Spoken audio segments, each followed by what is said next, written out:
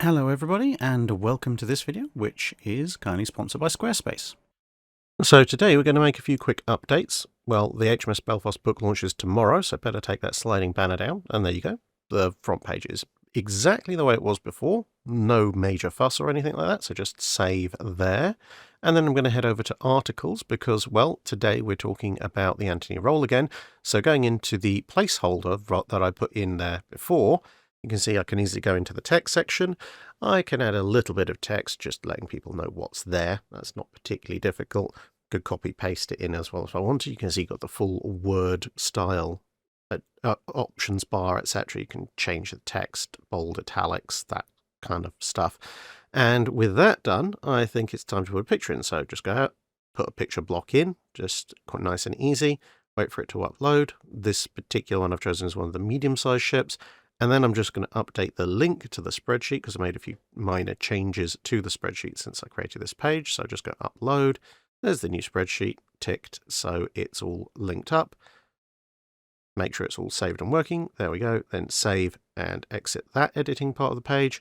All done. And then back to the front page. Nice and quick and easy. So if after all these little mini tutorials I've been doing, you think you could build a website for maybe ideally naval history purposes, but you never know, you might want to do it for some other reason, then head over to squarespace.com/Drakenfell. You can get a free trial, and once you're ready, that little link will give you 10% off your first website or domain. So thanks once again to Squarespace for sponsoring the video, and on with the main show. Hello everybody, and welcome back to the Anthony Roll. So that's the navy of Henry VIII, the early Tudor period, aka the early to mid 16th century, depending on what you call that period. Now, just over a month ago, we looked at the big ships of Henry VIII's navy, or at least the top half of them, and today we're going to look at the lower half of those big sailing ships. To a reasonable definition of the word big, there are actually 3 sections to the Anthony Roll. We're just looking at the first one. There's a whole other section on galleys and galleasses, and a whole other section on what the Tudors considered to be small craft. But I haven't gone through and translated or transliterated those from Tudor English to modern English yet, but it's a work in progress. And if you find yourself wondering what all the different guns aboard the ships are, well, I did cover it in a little bit more detail at the start of the first video, but just as a very quick recap, there are bronze guns and there are iron guns, and they use different kinds of powder, serpentine, which is an older, very fine powder, and then corn powder, fine corn powder as well. And they fire a mix of different kinds of shot. So there's iron shot, stone shot, and lead shot. And of course, they come in a wonderful variety of different shapes and sizes, which is, if you combine all of those things, why there are so many different types of gun, because there might be a few different types that all are roughly of the same size and fire roughly the same kind of shot, but one will fire lead, one will fire stone, one will fire iron, and you can have 2 otherwise identical gun types, but one made of iron and one made of bronze, and the list goes on. In any case, we left off with the Mary of Hamburg, and today we're picking up with the Christopher of Bremen. As the name suggests, the Christopher of Bremen was a Hanseatic League ship, shockingly enough, from Bremen. Henry VIII bought up a whole ton of Hanseatic ships to strengthen his navy, and here she is. And as we've done previously, we're going to compare some of the vital statistics with the previous ship. So compared to the Mary of Hamburg, the Christopher of Bremen is an interesting one because you can see there the tons burthen are unknown. It's not entirely clear or legible in the original Anthony Roll, but her crew, soldiers, mariners, and gunners count is exactly the same as the Mary of Hamburg. Now, obviously, these were ideal numbers and calculated according to specific formula within the Tudor Navy, but that does suggest that the Christopher of Bremen and the Mary of Hamburg were both probably 400 tons burthen, which is what we know the Mary of Hamburg's tons burthen figure is. Now, we do have one less bronze gun, but arguably this ship has potentially slightly more firepower at range, since the Mary of Hamburg only had 2 demi-culverins, 2 sakers, and a falcon. We've still got a falcon. We've got 1 saker, which is where we've lost, but we've gone up from demi-culverins to full-size culverins. So hitting a little bit harder, shooting a little bit further here on the Christopher of Bremen. We have 6 fewer iron guns. There's only 2 port pieces compared to 6 previously. We're keeping our 2 demi-slings, but we're losing the 2 Fowlers from the Mary. Both ships have 12 bases. Both ships have 12 hail shots and 12 handguns. But the Christopher here picks up a Saker, which is an unusual thing because Sakers are normally found in the bronze gun category, but at this scale there's just one small iron Saker somewhere on the ship.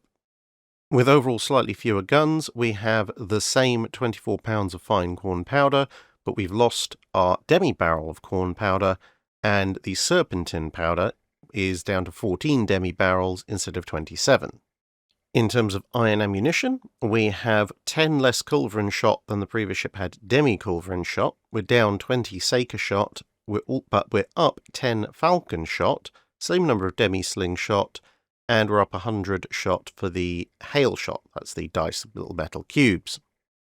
Which is interesting because although a culverin being a bit longer would be a little bit harder to load, as we said, it is a more powerful, longer range weapon, and yet the overall balance of firepower on this ship would seem to suggest they're aiming, or at least thinking, a little less about longer range engagements and a little bit more about close range engagements. It'll be interesting to see if that holds true in the other shot and the hand weapons categories. Well, since we've only got 1/3 the port pieces, it's not surprising we've dropped from 120 to 50 shot there.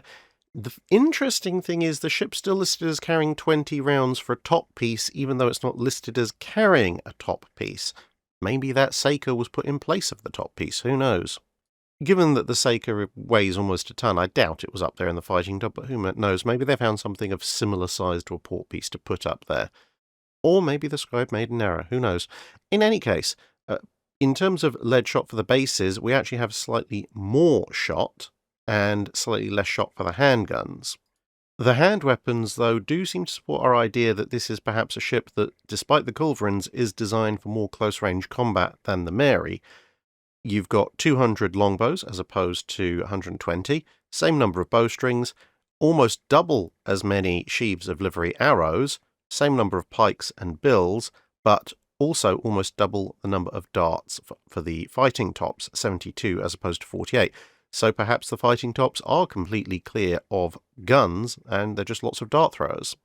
General parts loadout is almost identical, with the exception of a reduction in the number of tampions from 500 to 400, and there are no formers for new cartridges. And the spares parts and storage is exactly the same as the Mary of Hamburg, with the exception of having 10 more feet of spare timber.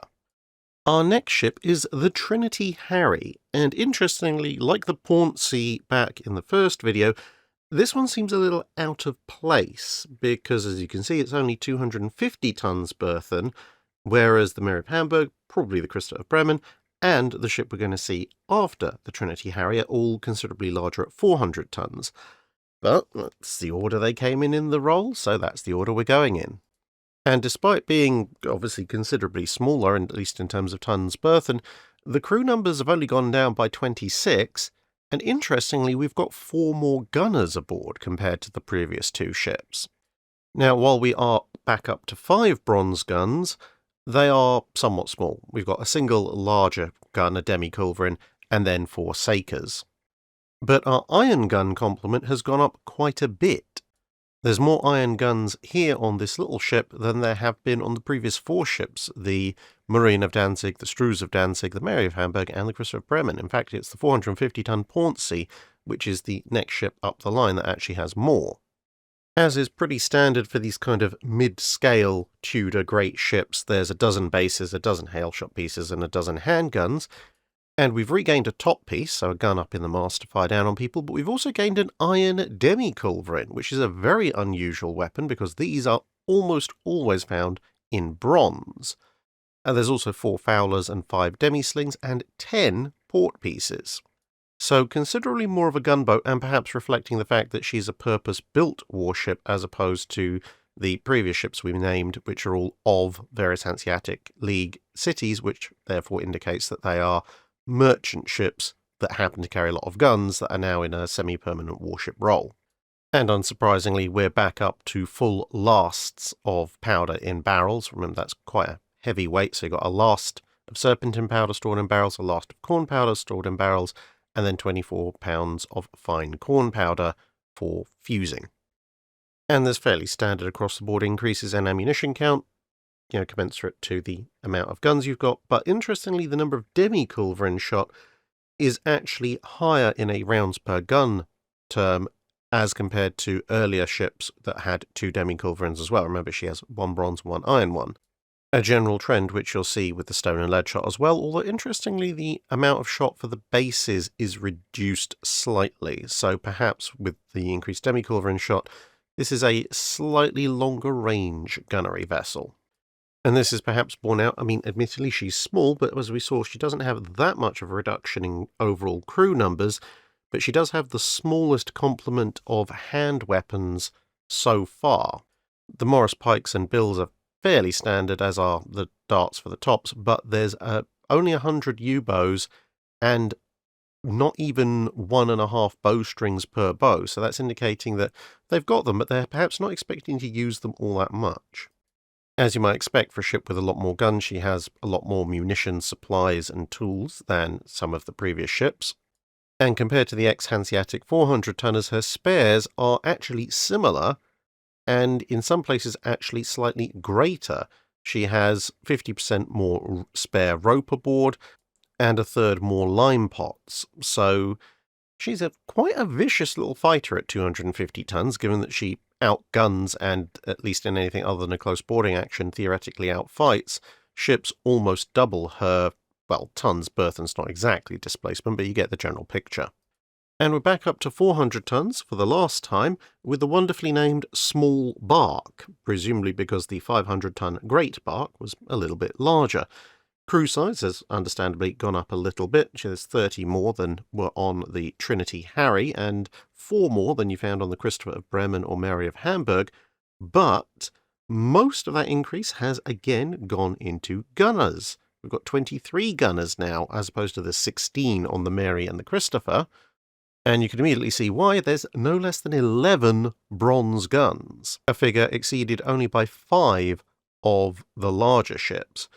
Now we've got 2 demi-cannon, and they're pretty hefty guns, a single long-range culverin, a slightly smaller demi-culverin, 5 sakers, and interestingly, a relative rarity in the Tudor fleet, although they are on 1 or 2 other ships, 2 cannon petro or pedero. These are stone-throwing cannon, as opposed to iron shot-throwing cannon, which are the regular demi-cannon in this case. And you can actually see, I'm pretty sure, these cannon and cannon pedero or petro represented on the side of the ship on the lower gun deck, because those are pretty big guns.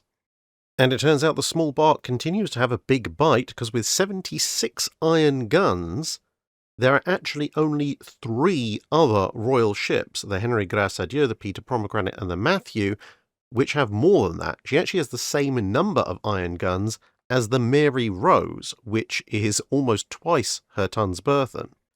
Now, of course, the balance is slightly different, although they both have 12 port pieces. This is the Small Bark and the Mary Rose.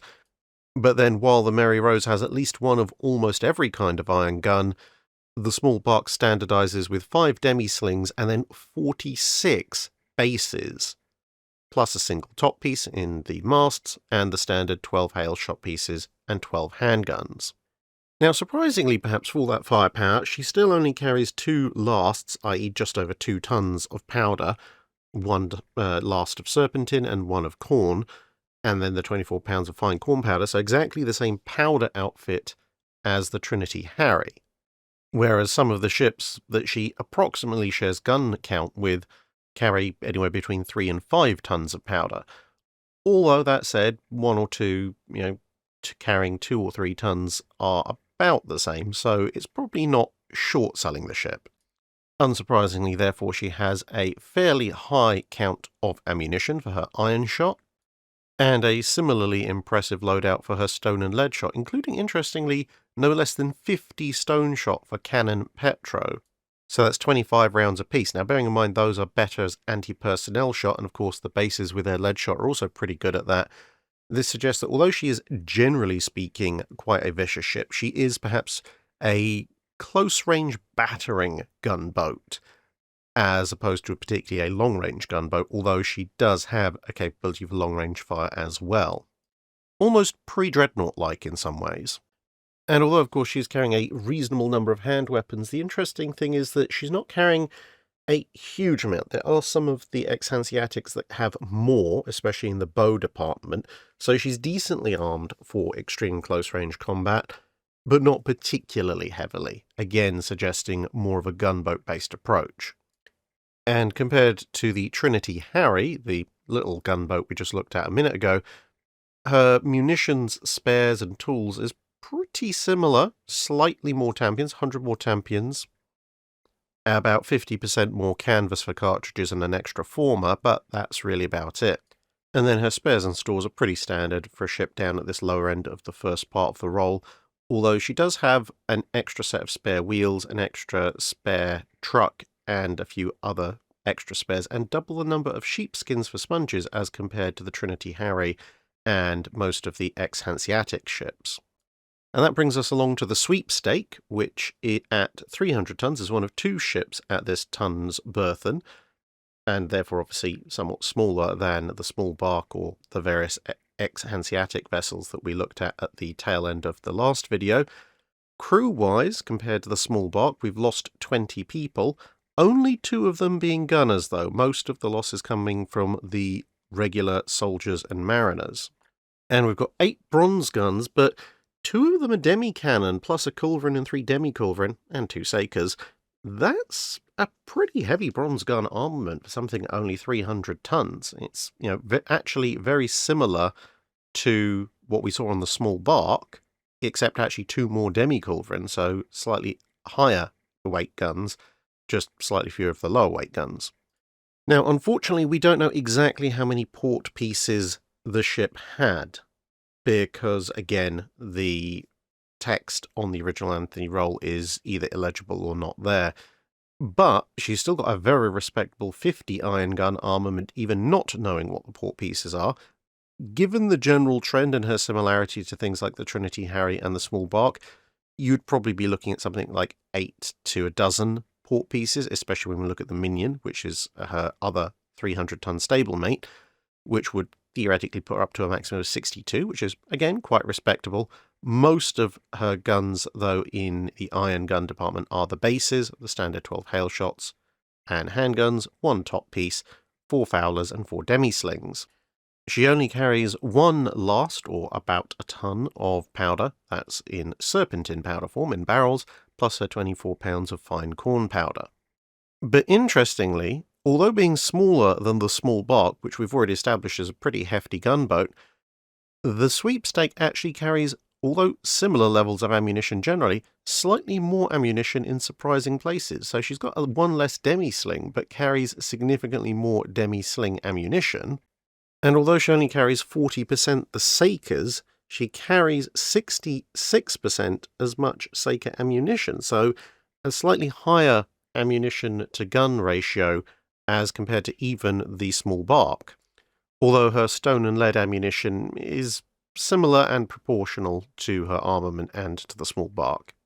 But for all the gun armament, the really intriguing thing is the hand weapons, because compared to the larger small bark, which we've already established is pretty tough in terms of overall firepower, she has the same number of bows on a smaller ship, and she's issued with considerably more bow strings, although the same number of arrows, and she has 40 extra pikes and 40 extra bills as compared to the small bark, which means that although she's a smaller ship and she doesn't have the cannon petros for really close-range work, she is actually, weirdly enough, better equipped for a long-term close-range melee and arrow-firing contest. She also carries twice as many pick hammers and 400 more tampions, so she's definitely loaded as a vicious gunship, even perhaps more so proportional to her tons burthen than the small bark, but also weirdly is better shaped for melee combat. But her general spares and stores are listed as exactly the same as the small barks, so make of that what you will. That brings us on then to the Minion, the other 300-tonner. Very slightly less crew, 10 fewer men, 9 of them being mariners, a reduction from 109 to 100, and 1 less gunner. Now, she does have 1 more bronze gun compared to the Sweepstake, but her bronze gun armament is considerably smaller, just 1 demi-culverin, then 6 sakers and 2 falcons. So, yes, lots of bronze guns comparatively, but they are somewhat on the smaller side. Now we're down to just 32 iron guns, 12 port pieces, which is fairly standard, it seems, for these purpose-built 250 to 400 ton gunships of the Tudor Navy, 4 slings, which are somewhat heavy iron pieces, obviously not cannons or anything like that, but notable, 3 fowlers, and interestingly, no bases whatsoever. Just a top piece, 12 hailshot pieces, 12 handguns, fairly standard there. And the standard approximate 1 ton of serpentine powder, 24 pounds of fine corn powder, not a lot changing. Now, the interesting thing is in terms of her iron shot allocation, obviously some figures go up, some figures go down because you're carrying more or less guns, but overall the shot per gun allocation is decidedly less than on her 300-ton sister ship, the Sweepstake. And there's a similar trend in stone and lead shot, except for the port pieces, where there's a slight increase in overall ammunition, but otherwise ammunition count is either the same or slightly reduced compared to other ships with similar numbers of guns that fire this kind of shot. Now, the really interesting thing, though, is that although the pikes and bills are back down to the 100 that we see across most ships of this kind of displacement, the U-bows, while at 150 is similar to the small bark and the Sweepstake, the number of strings has gone up yet again, and the number of arrows has crept up as well, as has, except for, as compared to the small bark, the number of darts for the tops, the small bark having the largest of this approximate size class, which seems to indicate that despite being apparently very similar to the Sweepstake, at least in terms of tons burthen, the Minion is very definitely a melee-oriented ship as opposed to the more gun-based Sweepstake. Although weirdly she carries just as many tampions as the Sweepstake does, but overall similar or slightly reduced amounts of other munition-type spare parts and supplies. And her general spares and stores list is identical to both the small bark and the Sweepstake, with the exception of the amount of timber that she carries being 30 feet instead of 40 feet in the other 2 ships. And now for the last 5 ships on the Great Ships or Carracks roll, we take a rather dramatic drop in tons burthen, with this ship which has a tons burthen of just 100 tons. So, we're talking 1/3 the size of the Minion that we were just looking at, 1/4 the size of the small bark, still, less than half that of even the Trinity Harry. Now, you might notice the name, the thing. Well, she's listed as the Lartiker, or Lartique, possibly. But, of course, that's an old term, and the best I could find in terms of Tudor English, this ship is either literally called the Thing, or possibly the Ironmonger. It depends on exactly what variation on the spelling you want to take, and exactly how you want to translate it. But there you go. Rather understandably, for a 100-tonner, the crew has dropped quite dramatically to just 140. The number of soldiers has only reduced by 20, the number of mariners has almost halved, and the number of gunners has dropped by almost 2/3. And indeed, that gunnery drop seems to be justified. She just carries a single bronze gun, and it's not even a particularly large one. 1 Minion. That's a very, very small bronze gun. Exactly where that is, who knows? Possibly it's a bow chaser, I would imagine. Complementing that, we have 21 iron guns, no port pieces, no slings, but we have 3 demi-slings, 4 quarter slings, 8 bases, a top piece, 4 hailshot pieces, 6 handguns, and a saker. And rather understandably, the poor thing doesn't need 1% of her entire tons burthen figure to be gunpowder, so now she's just carrying 10 demi-barrels of serpentine powder and 16 pounds of fine corn powder. Her shot per gun allocation seems to be fairly low, except for the Saker and the Minion, which both have fairly high shot per gun counts. So that perhaps further supports the idea that maybe they're using the Saker and the Minion as bow or stern chasers, and everything else is more general, but she doesn't seem particularly heavily loaded for gunnery action, which, well, given her size, you'd hope that's probably not her strong suit. Although, with that said, she does have a slightly above average number of rounds per gun for her bases and handguns, so this is perhaps leading me towards the idea that this is a ship designed for close-range boarding actions rather than any kind of long-range gunnery, which would make sense given her size, especially given the tactics of this period, which held that small ships supported the larger ships, both in terms of direct firepower and in terms of sending troops and so forth across to them if they were embattled. So as a support ship, which can perhaps hang back a little bit while the big ships take the brunt of the early firepower, but then come in and provide supporting harassing fire or reinforcements, we should see a decent number of hand weapons. And indeed, while she is carrying fewer weapons, because obviously she is a much, much smaller ship, her bows and arrows seem to have been reduced roughly in proportion with her tonnage, but the pikes and the bills and the darts have only dropped by about half, despite her tonnage dropping by about 2/3.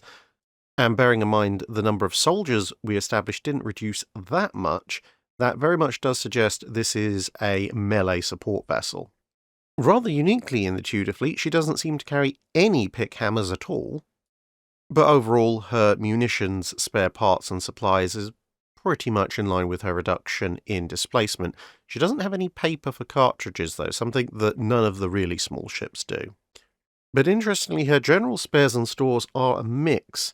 She has as much rope and as many nails as considerably larger vessels, as well as many firkins, only a 1/3 reduction in leather bags, but she has no spare wheels, 1/3 less spare trucks, although it's 3 down to 2, only a quarter as many sheepskins for sponges, and she's lost 10 feet of spare timber. And now we have the Mary Thomas, with whom we bid a fond farewell to having a tonnage measured in triple digits. She is just 90 tons, but despite only being 10 tons less than the Thing, or Ironmonger, she has a dramatically smaller crew, 140 down to 80, virtually no soldiers, they've taken the brunt of the cuts, same number of gunners, and she's only lost 5 mariners. So perhaps she's a small gunboat, as compared to the Thing being clearly a melee vessel. Well, we've still only got the 1 bronze Minion, but we do have a slightly greater iron gun count and broadside. We've got 2 port pieces, some of the larger ones, 5 demi-slings instead of 3. Haven't got any quarter slings, but we do have 2 additional bases, still got a top piece, still got 4 hail shot pieces, and 4 more handguns, plus an iron saker. She's carrying the same amount of serpentine powder, but has 4 pounds more fine corn powder. But iron shot-wise, she is carrying substantially more ammunition than the Thing, the ship that's 10 tons larger than her. So this is perhaps further supporting the idea that she's a gunship. She's got 10 more rounds for the Minion, 20 more rounds, in fact, for the Saker, and proportionally more ammunition for the demi-slings. And likewise with the stone and lead shot, she's got 100 more rounds for her bases and 150 more rounds for her handguns. And in line with that drop of number of soldiers, her melee armament is considerably reduced. She has 10 fewer bows, although the same number of bowstrings, 15 fewer sheaves of arrows, 20 fewer pikes and 20 fewer bills, although the same number of darts for the tops. Then we see the return of the pick hammer, 4 of them, at the expense of 1 of the sledgehammers, but broadly overall, otherwise, her munition stores are very similar to the Thing.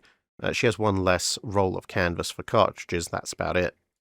And her standard stores and spares are literally identical in all respects, except for having 1 spare extra.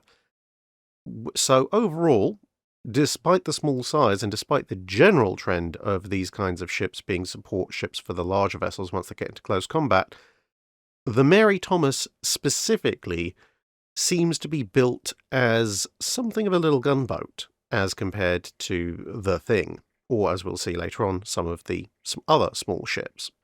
So stepping down another 10 tons in tons burthen, we have the Bark of Bolougne, also known as the Hoy Bark, and this has an even smaller crew of 60 men, although we have 3 more soldiers, significantly less mariners, and only half as many gunners at just 4, so this perhaps is indicating a return to the more melee-based support vessel like the Thing, as opposed to the mini gunship of the Mary Thomas. We have, once again, just one bronze gun, although this one is a Falcon. It's marginally larger than a Minion, but not really much to make all that much fuss about. Just 18 iron guns, 2 port pieces, 2 Fowlers, 6 bases, giving us our broadside, and 2 quarter slings, 6 hail shot pieces, and 6 handguns for anti-personnel work.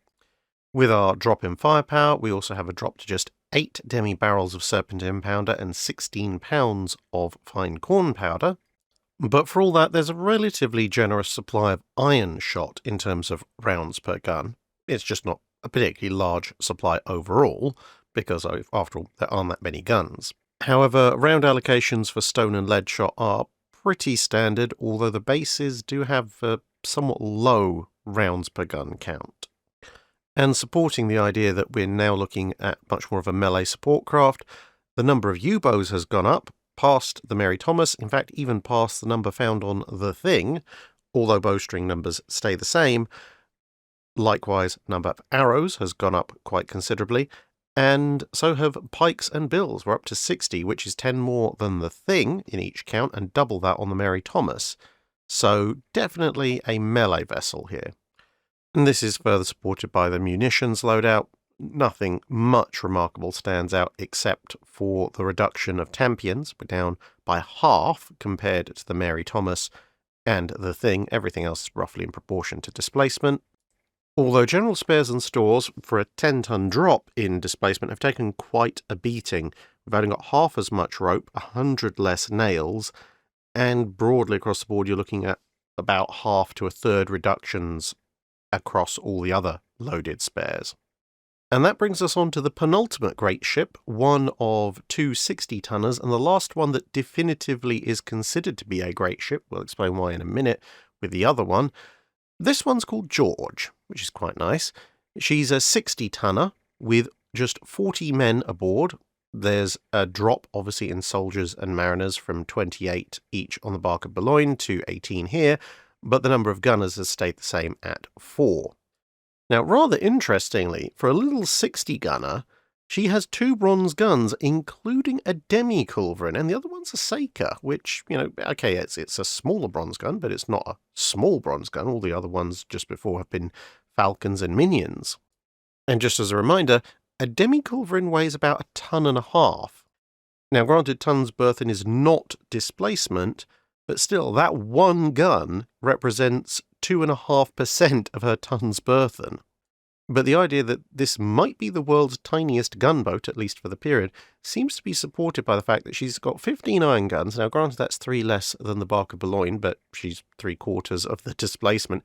She still has 2 port pieces, but she has a demi-sling instead of quarter slings. And then she has 8 bases, 4 hail shot pieces, and 4 handguns. Just 5 demi-barrels of serpentine powder and 8 pounds of fine corn powder here, but she's provided with a really respectable 40 rounds for that demi-culverin and another 40 for the Saker, whereas the demi-sling only gets 30 plus 200 hail shot dice. The 2 port pieces only have 20 rounds apiece, so 40 total, with 160 rounds for the bases and the handguns. So to me this suggests that perhaps that demi-culverin has been mounted spinally, i.e. it's a big bow chaser, and it's perhaps being used as a little bit of a standoff fire support craft, which would be intriguing for a little 60-tonner. Also notice how they've contrived to fit 4 masts on the poor thing.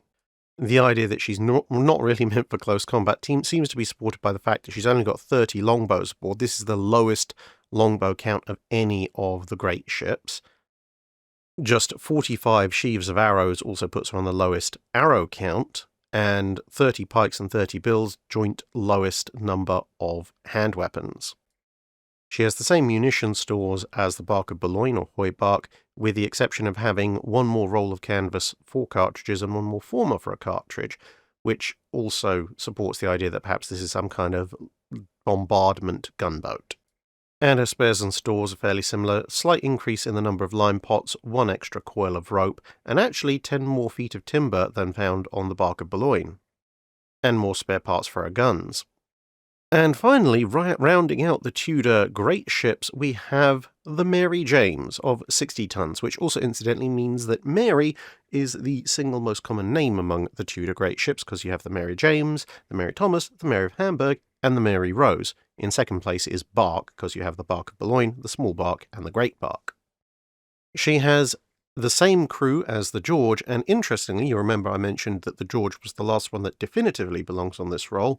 That's because the Mary James is sometimes called a galleass, which would mean she should technically be on the second roll, but she's included in the first roll nonetheless. Now, much as you might be thinking at 60 tons, she's not much of a great ship. Well, at 60 tons, she can't be much of a galleass either. It seems to be more of a general classification system within the Tudor Navy rather than speaking to a particular size, inasmuch as the great ships or carracks, the ships found on the first roll, tend to have high fore and aft castles, whereas the galleys and galleasses on the second roll tend to have lower fore and aft castles, which again makes it intriguing that the Mary James is included in the first roll, because as you can see, she has a significantly lower stern castle than her predecessors on the roll. Everybody on this roll seems to have at least 2 decks worth of forecastle and at least 2 decks of stern castle. The Mary James probably seems to only have 1, which puts her more in line again with the galleasses, but for whatever reason, she's here, so let's have a continuing look. She has just the 1 bronze gun, a Minion, in keeping with the Mary Thomas and the Thing, but at 22 iron guns, she actually has almost the heaviest armament of any of the ships that have less than 100 tons burthen, and in fact she's got 1 more gun than the Thing, just 1 less than the Mary Thomas. And they're quite respectable. 2 port pieces, 5 demi-slings, 10 bases, 4 hail shot pieces, and then 10 complete handguns and a saker. A somewhat increased 9 demi-barrels of serpentine powder and 20 pounds of fine corn powder as opposed to the George, most likely because of the multiplicity of smaller iron guns. A very high number of shots allocated to that saker, 60 rounds just for the 1 gun, and a relatively small number for the demi-slings, just 10, and 50 rounds for the Minion. So again, perhaps a George-like bombardment ship, just with somewhat smaller guns. Fairly standard shot per gun allocations in stone and lead, though, 60 rounds for the port pieces, 200 rounds for the bases, and 200 rounds for the handguns. If anything, that's actually slightly on the low side for the handguns, given that there are considerably more of them, although it's a reasonable amount for the bases. Like the George, a very small melee loadout, although she does add another 15 sheaves of arrows and another 10 bows to her complement, so slightly better prepared in that respect, but not by a massive amount. And her overall munitions loadout is unsurprisingly the smallest of any of the Roll 1 ships, with the exception of Tampion's, where she has 400 as opposed to the Bark Boulogne and the George, which only have 200. And then her spares and stores, again, broadly in line with that of the George, although she has 100 fewer nails, 1 less leather bag, oh no, and 1 less extra set for the trucks, but otherwise broadly the same as the George. And that wraps up all of the great ships or carracks on Roll 1 of the Antony Roll. You can see quite a wide range of capabilities. There definitely seems to be a trend where the ex-mercantile ships are much more heavily rigged for melee action and close-range fire, the dedicated warships having significantly more long-range and heavy gun power. And some surprising results there in the smaller ships, where even there you seem to have a distinction between ships that are designed to maybe stand off and provide a small modicum of mobile fire support, and other ships that very definitely seem to be loaded out for close-range melee and troop support, which shows that although warships at this period are very often viewed as generic, largely based on size, and obviously mercantile ships are very often seen as auxiliary warships, even at this point there is a growing delineation between the capabilities of a true warship and a merchant ship that's been turned into a warship, and there are even certain amounts of specialization within the warships coming into play, something that will of course continue to be a trend throughout the Age of Sail. Anyway, hope you enjoyed this video, and see you again in another one.